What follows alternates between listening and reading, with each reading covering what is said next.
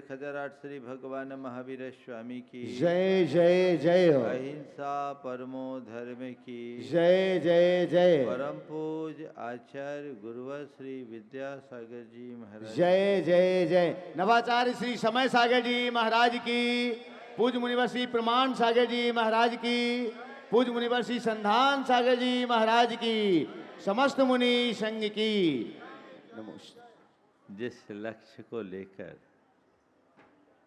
प्रभु चले थे,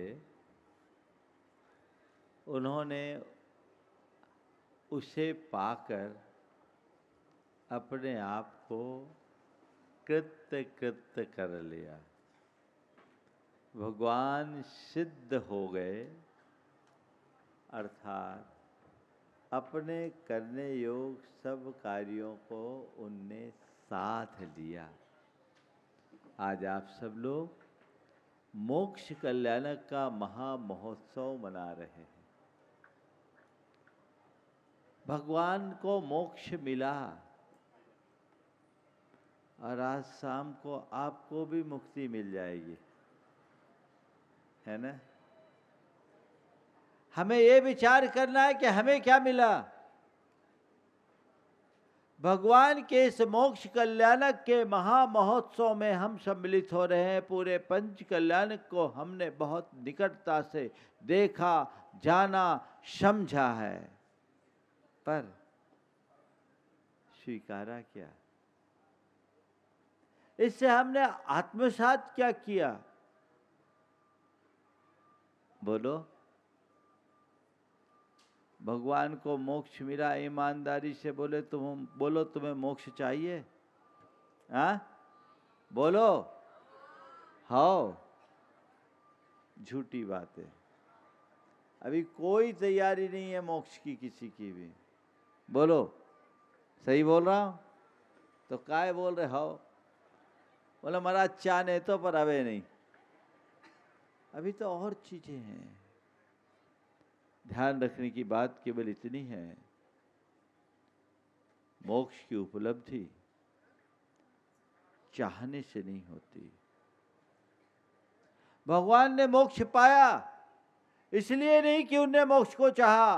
भगवान ने मोक्ष पाया तब जब अपनी चाह को मिटाया। चाह को मिटाओ। जब तक हमारे मन में चाह बनी रहेगी, राह नहीं मिलेगी। चार बातें आज के संदर्भ में आप सबसे मैं कहूंगा। चाह, आह, दाह और राह। हम आप सबके मन में चाह है ना? क्या चाह है महाराज? अभी तो एक ही चाह थी कि कैसी पंच कल्याणक अच्छे से हो जाए और आप पधार जाओ। फिर किसी के मन में चाह थी कि हम कोई पात्र बन जाएं। फिर कोई चाह थी कि हमें मौका मिल जाए, है ना?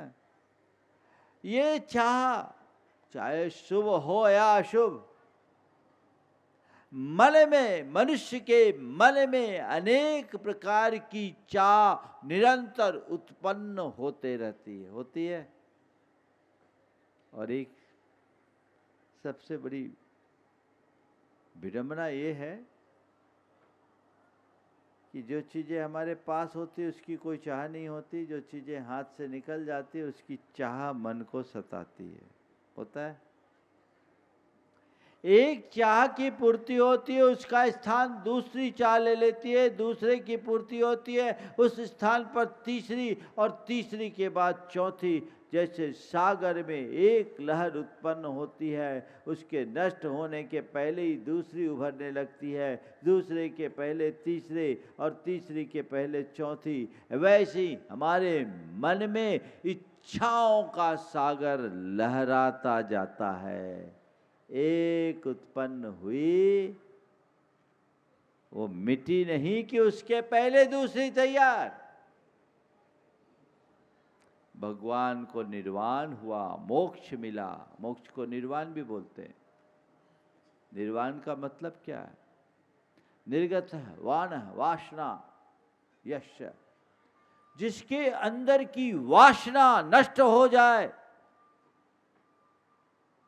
अर्थात जिनके अंदर की इच्छा का विकार खत्म हो जाए, जिनके मन की चाह मिट जाए, वो निर्वाण का अधिकारी है।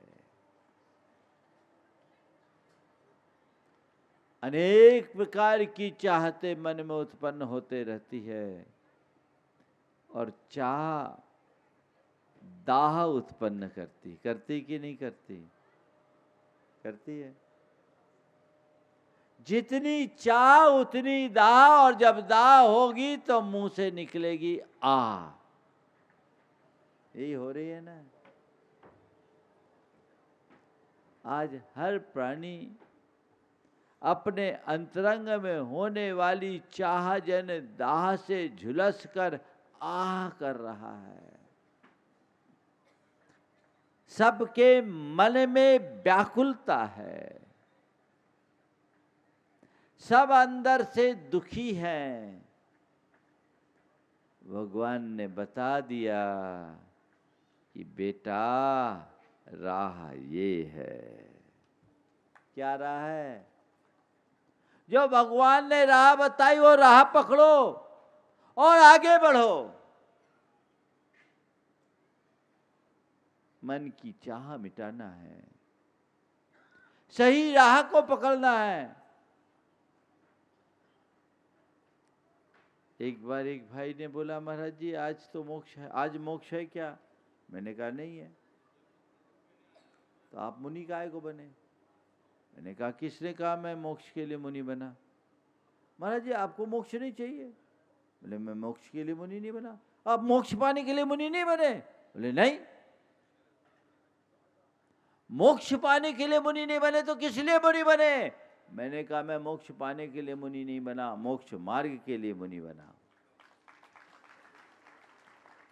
मोक्ष मार्ग पर आज चलेंगे तो कल मुक्ति पक्के तौर पर मिलेगी, और जिसको भी मोक्ष मिला है इसी राह से मिला है। हमने राह पकड़ी है और आपसे भी उसी राह पर चलने की प्रेरणा देना चाहता हूं। मोक्ष की बात, मोक्ष हमारा ध्येय है, मालूम है आज मोक्ष मिलना नहीं और आज तुम्हारी कोई तैयारी भी नहीं है, पर मोक्ष मार्ग के लिए तो तैयार होना चाहिए। बोलो राह पर चलने को तैयार हो कि नहीं? हा? मोक्ष मार्ग पर चलने के लिए अपनी तैयारी कीजिए, मोक्ष मार्ग पर चलने के लिए उत्साहित होइए। पंच कल्याणक महामहोत्सव की संपन्नता का यदि कोई चिरस्थायी लाभ लेना चाहते हो तो एक ही लाभ है, मोक्ष मार्ग पर दृढ़ श्रद्धानी बनकर आगे बढ़ने का संकल्प। आगे बढ़ो, भूमिका के अनुसार, शक्ति और परिस्थिति के अनुसार मोक्ष मार्ग में जितना चल सको चलने का प्रयास करो। ये लक्ष्य साधना चाहिए। जीवन का कोई भरोसा नहीं। हमने अपना अनंत जीवन विषय कषाय और मोह मिथ्यात्व में खपा दिया। अज्ञान दिशा में अनंत जन्म खोए। कभी लगता है कि मैंने अपने कितने जन्म गंवाए? आप लोग बोलते हो ना, यूं ही आता रहा यूं ही जाता रहा, लाख चक्कर 84 के खाता रहा, यूं ही आवा गमन के उलट फेर में, व्यर्थ हीरा जन्म तू गंवाता रहा। कितने भाव बीत गए, कभी विचार किया? इन संकल्प विकल्पों में कितने भाव बीते,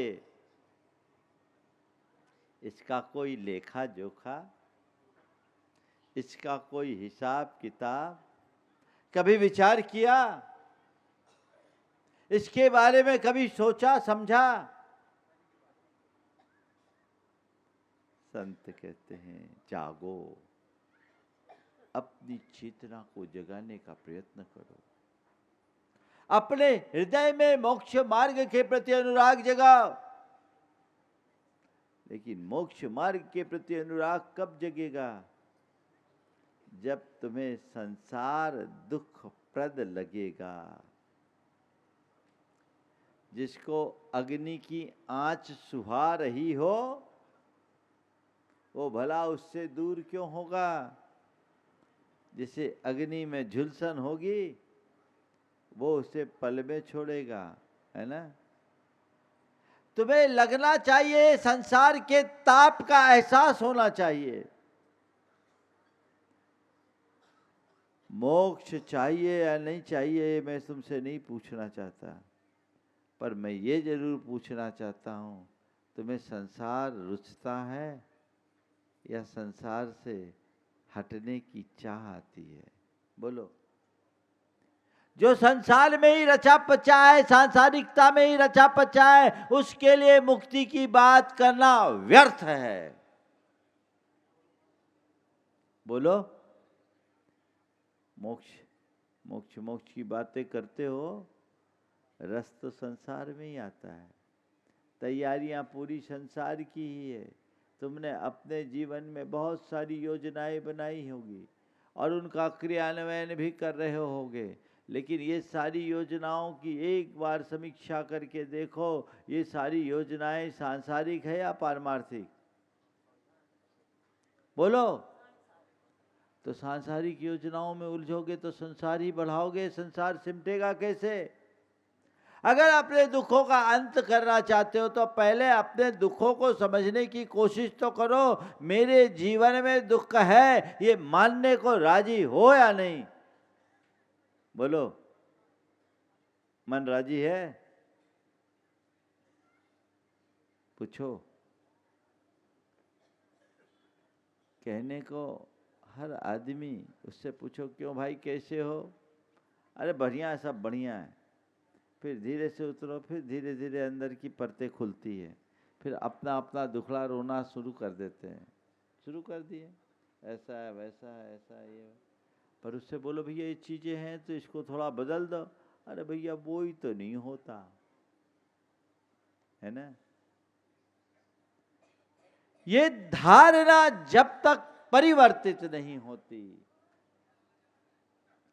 तब तक सच्चे अर्थों में जीवन सुखी नहीं हो सकता। पंच कल्याणक प्रतिष्ठा महोत्सव के समापन के इस पावन अवसर पर एक लक्ष्य बनाए, एक ध्येय बनाए, एक दिशा और दृष्टि जगाए कि मुझे अब मोक्ष मार्ग पर चलना है। बातें करने से नहीं पहुंचोगे, चलने से पहुंचोगे। एक कदम ही सही, एक एक कदम चलते चलते भी हम हजारों मील चल सकते हैं, और हजारों मील की बातें करने वाले एक कदम भी नहीं चल पाते। और उस एक कदम के पहले की भी बात मैं कह रहा हूं, आज कम से कम अपनी दृष्टि मोड़ लो। अभी तक मेरी दृष्टि सांसारिक थी, आज से मैं अपनी दृष्टि को परमार्थ से जुड़ूंगा। अभी मैं मोह मार्ग में चलता था, अब मैं मोक्ष मार्ग का श्रद्धानी बनूंगा। अगर इतना भी हृदय में बैठ जाए तो समझना तुम्हारी भवितव्यता उज्जवल हो रही है। ये निकट भव्य जीव की पहचान मानी जा सकती है, जिनका मोक्ष में, मोक्ष मार्ग में और मोक्ष मार्गियों के प्रति अनुराग हो। समझना उसका भवितव्य अच्छा होने जा रहा है। ये अनुराग जगाओ, अपनी दृष्टि बदलो, फिर कदम दर कदम चलने की कोशिश करो। कल भगवान की वाणी में हमने कहा था, मुनि धर्म और श्रावक धर्म, गृहस्थ धर्म, और गृहस्थ धर्म में श्रावक की 3 श्रेणियां बताई, पाक्षिक, नैष्ठिक और साधक। पाक्षिक नर्सरी है मोक्ष मार्ग की। कम से कम इसमें तो दाखिल हो जाओ। कम से कम पाक्षिक श्रावक बनने की योग्यता तो अपने अंतरंग में जगाइए। बातें बड़ी बड़ी पर मैदान साफ। कहाँ हैं हम? कितने पीछे हैं? सब लोग कहीं आत्ममुग्धता में तो नहीं जी रहे हो कि मैंने व्रत उपवास कर लिया, मैंने थोड़ा बहुत दान पुण्य कर लिया, पूजा पाठ कर दिया, धार्मिक अनुष्ठान कर दिए, गुरुओं की भक्ति कर दी, मेरा जीवन तर गया। इतने मात से तरेगा नहीं। तुमने अभी रास्ता देखा है, चलना कहाँ शुरू किया है? एक कदम भी नहीं चले, बस बोल रहे हो कि हमें जाना है, हमें वहां जाना, हमें वहां जाना। बैठे बैठे थोड़ी पहुंचोगे। जब तक तुम्हें रास्ते का पता नहीं था तब तक तुमने चलना शुरू नहीं किया तो कोई बात नहीं। अब रास्ता पता लग जाने के बाद भी तुम अगर न चलो तो फिर तुमसे बड़ा अभागा और कौन होगा? बोलो। आज आप लोग प्रण लो, हम पाक्षिक श्रावक बनेंगे। और पाक्षिक श्रावक बनने की दृढ़ता मन में जगाइए। पाक्षिक श्रावक के लिए क्या करना? देव शास्त्र गुरु के प्रति हृदय में भक्ति जगाइए, श्रद्धालु बनिए और कुलाचार का दृढ़ता से पालन करें। पाक्षिक श्रावक का मतलब क्या? जो जिनेंद्र भगवान के पक्ष को ग्रहण करते हुए कुलाचार का पालन करता है, वो पाक्षिक है। कुलाचार जानते हो कुलाचार क्या होता है? जैन कुल में जो परंपरागत आचरण है उसका पालन करना कुलाचार का पालन है। तुम्हारी पहचान है तुम्हारा कुलाचार। कहा जाता है कि मिट्टी की उर्वरता का पता उसमें उगने वाली फसल से चलता है, वैसे ही मनुष्य के आचरण से उसके कुल का पता चलता है। तुम्हारे आचरण से तुम्हारे कुल का पता चलेगा। अपने आचरण को टटोलो। एक समय था जब जैनियों की पहचान में ये कहा जाता था कि जैनी रात्रि भोजन नहीं करते। बोलो। हमें याद है जब हम छोटे थे दूध लेने जाते थे तो ग्वाला कहता था जैनी सियार भौंकने के बाद नहीं खाते। सियार भौंकने के बाद जैनी नहीं खाते। ये आम पहचान थी। एक दूध वाला ग्वाला बोलता था। अब तुम लोग कितने होशियार हो गए। बोलो। अब सियार तो क्या, हम लोग इतना बोलते कोई असर नहीं पड़ता। अपनी पहचान खोने लगे। अपने मन में दृढ़ता जगाओ, प्रतिबद्धता लाओ। मैं रात्रि भोजन नहीं करूंगा। जो लोग रात्रि भोजन छोड़ देते हैं और फलाहार लेते हैं वे भी पाक्षिक श्रावक की श्रेणी में नहीं आते।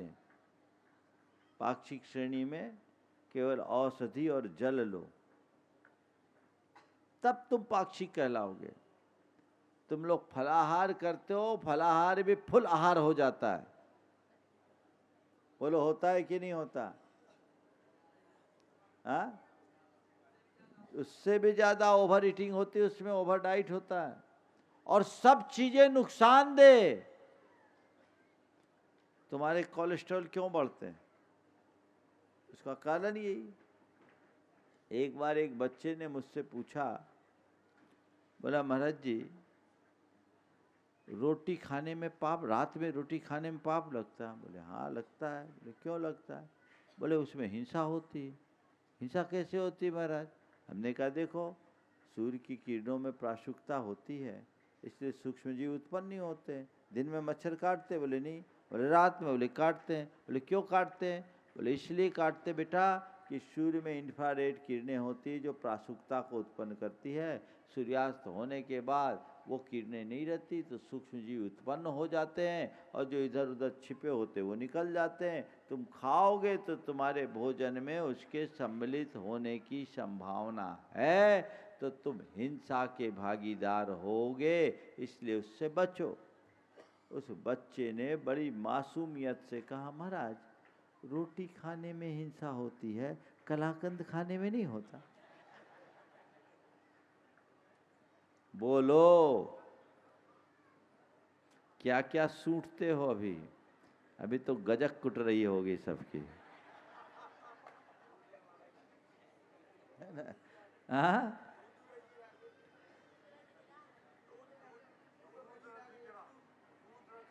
दूध रसगीरा, गाजर के हलवा, साबूदाना की खिचड़ी, ये सब क्या है? ये चीजें तो दिन में भी खाने के योग्य है, सेहत की दृष्टि से, धर्म की दृष्टि से। आप रात में खा रहे हो और सोच रहे हो मैं रात्रि भोजन का त्यागी हूं। अभी तुम भोगी हो।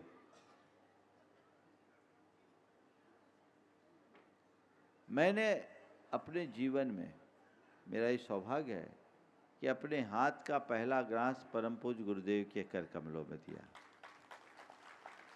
सबसे पहले मुनि महाराज को पड़गाया तो आचार्य गुरुदेव को आहार दिया तो उनको दिया, उससे पहले मैं मुनियों से दूर था।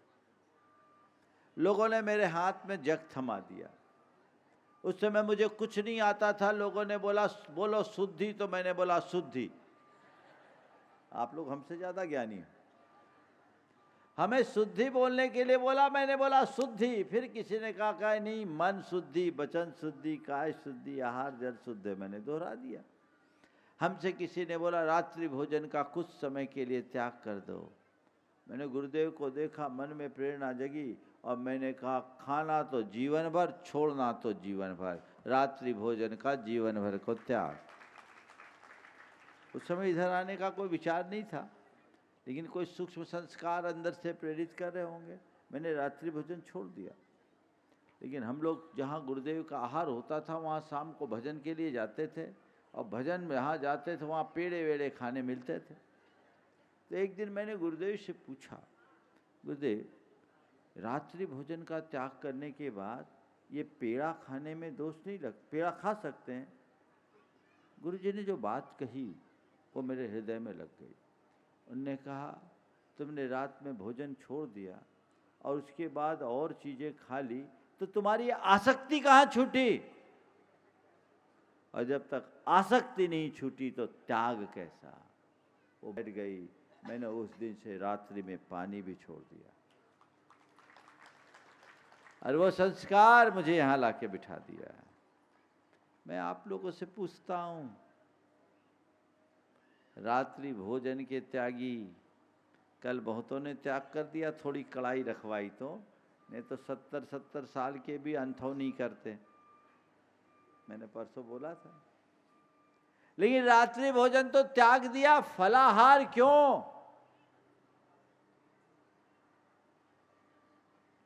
क्या छोड़ नहीं सकते?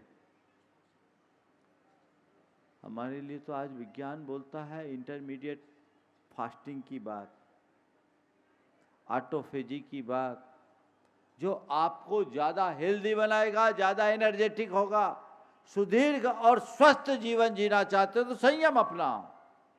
आप लोग तो दिन भर बकरी की भांति चढ़ते रहते हो। भैया तुम्हारा पेट है लेटर बॉक्स का डिब्बा नहीं कि उसमें अंतर्देशी भी डाल दो, पोस्ट कार्ड भी डाल दो, लिफाफा भी डाल दो। हिसाब से चलो। आज प्रतिज्ञा कीजिए आप लोग कि मैं कुलाचार के पालन के क्रम में रात्रि भोजन का त्याग करूंगा।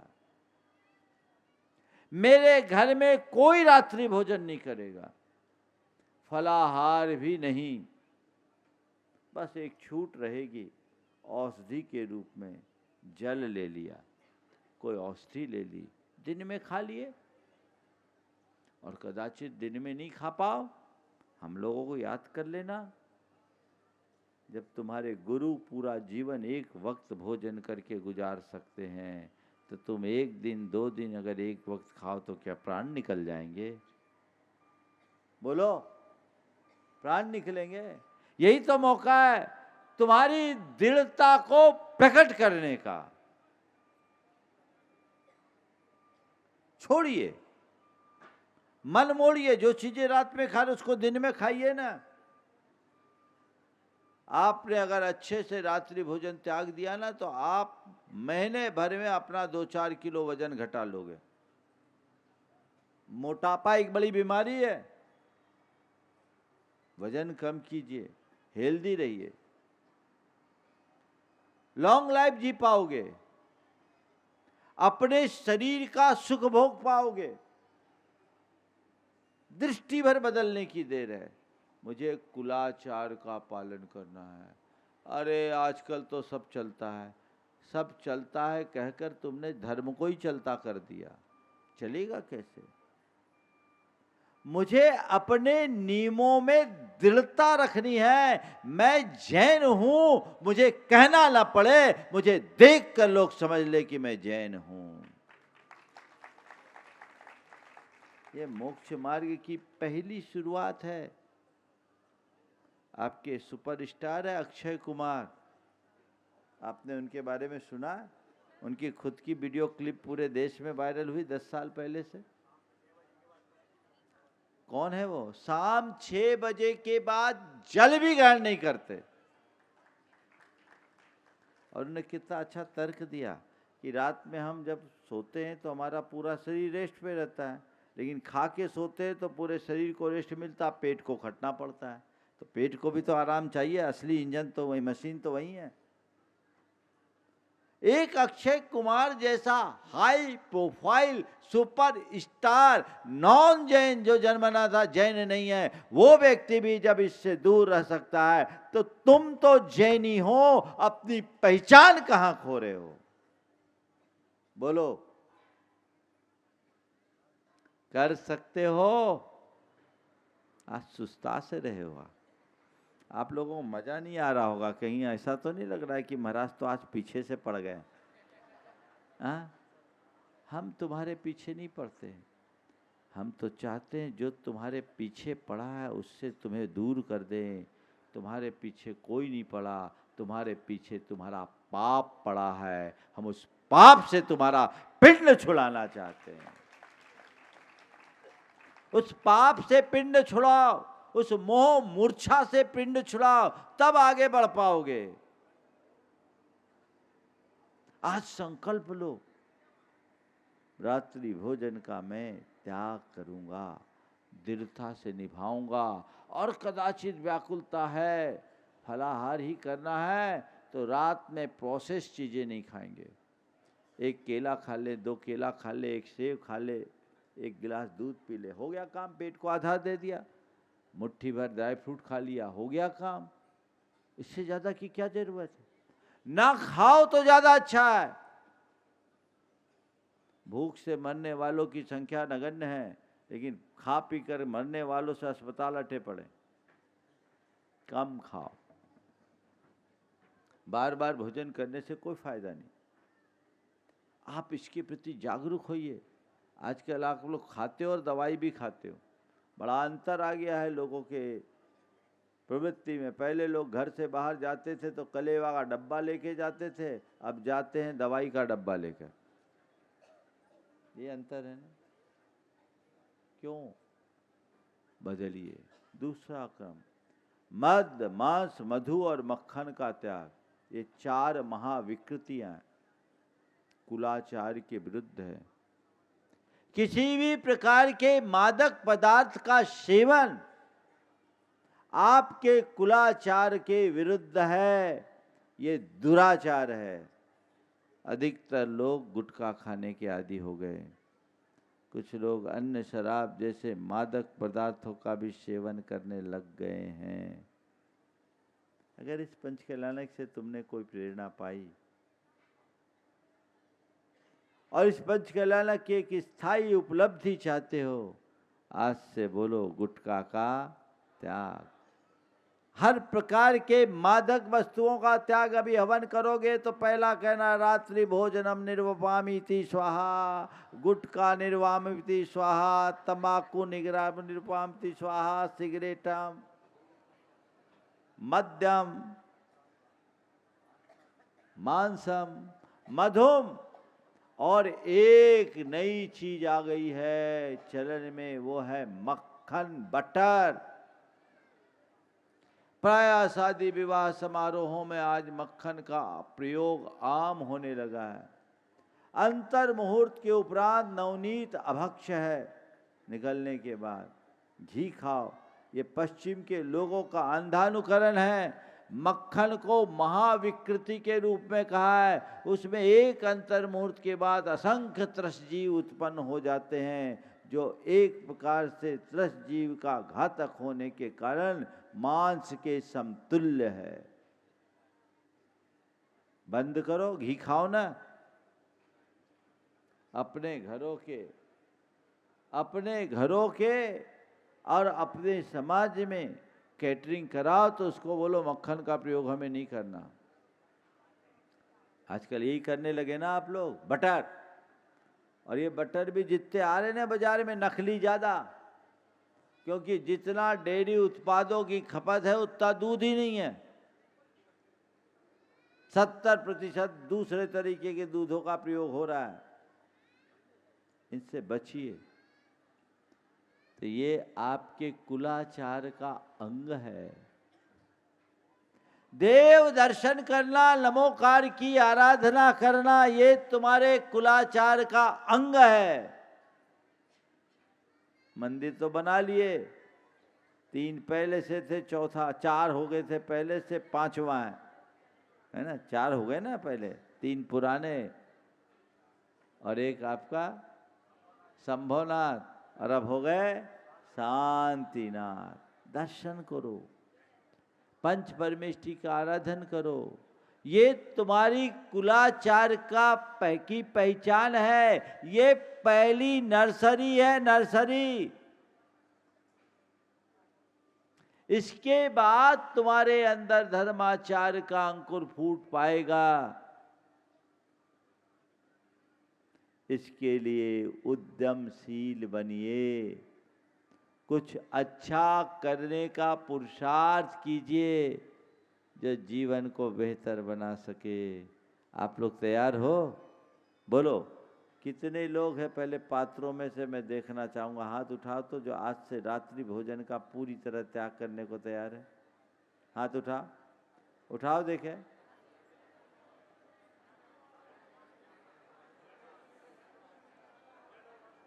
जल औषधि छोड़कर बोलो, पेय पदार्थ छोड़कर, चलो पेय पदार्थ छोड़ के बाकी चीजें।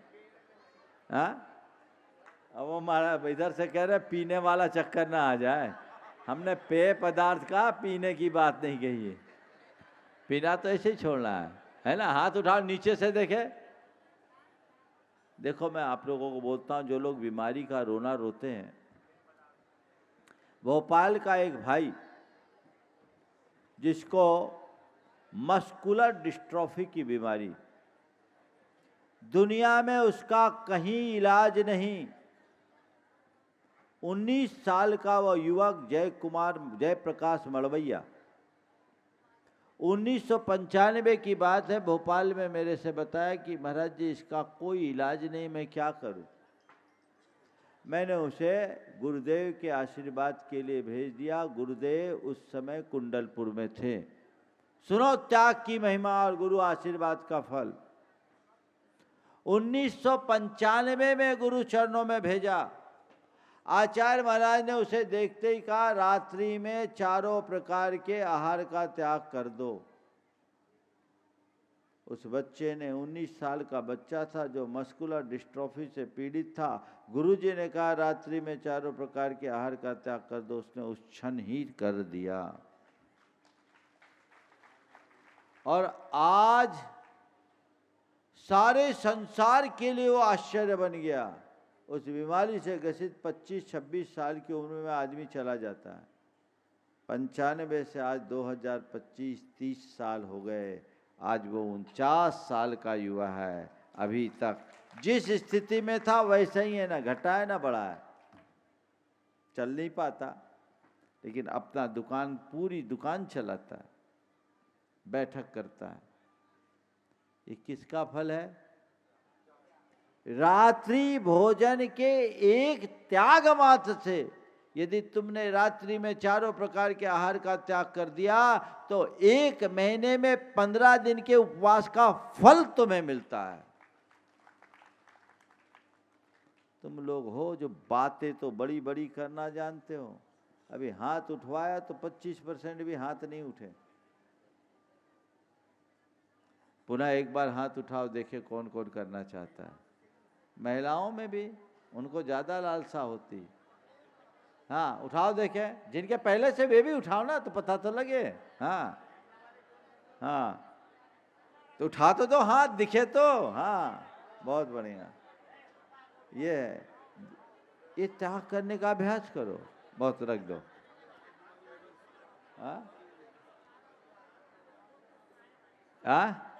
जो प्रतिमा वाले उनके तो है ही। चलो मैं आप इधर, ये जो पूजा वाले बैठे हैं इंद्र इंद्राणी, वो देखे हाथ उठाया अपने। हाँ बहुत बढ़िया। और इधर वाले अच्छे से तो उठाओ। दिख रहे हमें सब। आजकल के शादी विवाह के समारोहों में, जैनियों के आयोजन में रात्रि में दिन में खाने वाले इक्का दुक्का मिलते, बेचारे शर्म से आ जाते हैं। मिलते नहीं, कहाँ जा रहे आप लोग? कुलाचार के प्रति यदि अप्रतिबद्धता होगी तो धर्म आगे नहीं बढ़ेगा। सब कुछ खो दो, अपनी पहचान मत खो। चीनी यात्री ह्वेन सांग जब भारत आया, उसने वैशाली की यात्रा का वर्णन करते हुए लिखा कि मैंने वैशाली में बड़ी संख्या में निर्ग्रंथों को देखा। निर्ग्रंथ जैनियों का पुराना नाम है। मैंने बड़ी संख्या में निर्ग्रंथों को देखा और समाज में उनकी अतिरिक्त प्रतिष्ठा थी और उनकी सबसे बड़ी विशेषता थी कि उनकी दिनचर्या सूर्योदय से शुरू होती थी और सूर्यास्त में सिमट जाती थी। ये तुम्हारी पहचान थी। सूरज तुम्हारे घर की कुंडी खोलता था और सूरज ही तुम्हारे घर की कुंडी चढ़ाता था। अब सब खत्म, पहचान खो दिया। अपनी यात्रा वृत्तांत में चीनी यात्री ह्वेन सांग ने लिखा,